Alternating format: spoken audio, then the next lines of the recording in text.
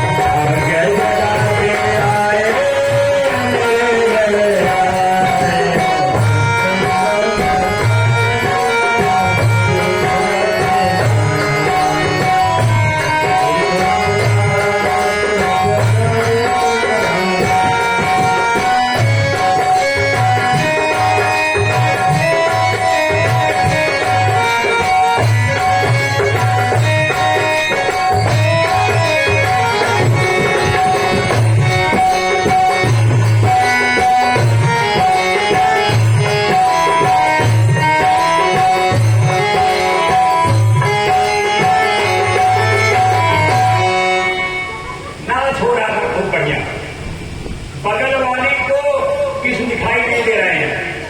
एक सखी के साथ भगवान की नाच रहे हैं, बगल वाले को दिखाई नहीं दे रहे हैं। तो बढ़िया नृत्य हो रहा था, तो बगल वाली को दिखाई नहीं दे रहे तो मन में अहंकार आने लगा। मैं इतनी सुंदर हूं तब तो हमारे साथ नाच रहे हैं, उनके साथ नहीं नाच रहे हैं। एक माताओं में ऐसा भ्रम हो जाता है। तो भीतर जब अहंकार आने लगा ना, तो भगवान अहंकार का भोजन है। भगवान धीरे से सबके पीछे गायब हो गए। और गोपी आंख खोली, कभी कभी गोपी थक जाती थी ना, तो भगवान के कंधे पे सर रख के सो जाती थी। जब भगवान गायब हो गए तो लगी देखने, तो कहीं कन्हैया नहीं था। अब सब आपस में मिलकर रोने लगी, कहाँ चले गए, कहाँ चले गए। कहा चलो खोजे इसी जंगल में ही तो होंगे, कहीं कहीं वृंदावन में होंगे, यमुना के पुलिस तट पर चले। सब भगवान को खोजती हुई जा रही थी।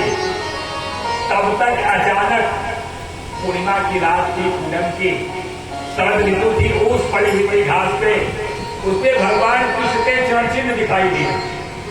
कहा सुनो जरा सखिया, इधर आओ, इधर आओ, समाई क्या हुआ, कहा देखो ये क्या है।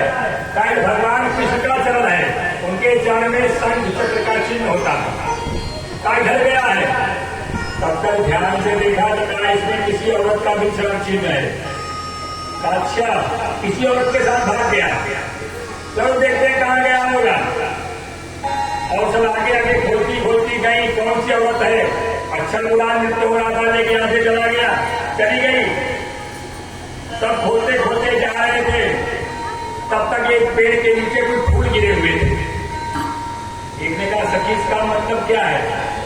एक ने कहा इसका मतलब साफ है, यहाँ उस औरत के जोड़ा में फूल लगाया होगा, गले में माला पहनाया होगा, उसका श्रृंगार किया होगा।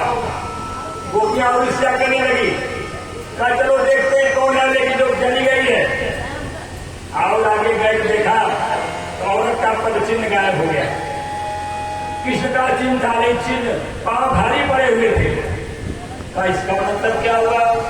कहा इसका मतलब ये हुआ वो थक गई होगी, तो कही होगी कि हमको अपने कंधे बैठा लो, तो भगवान ने उसको कंधे बैठा दिया होगा। चलो तक देखते हैं कौन है। अच्छा बुरा नाच रहे थे, लेकिन भाग गई यहाँ से। वो कोई और नहीं, कोई राधे जी थी। तो राधे जी को साथ लेके गए।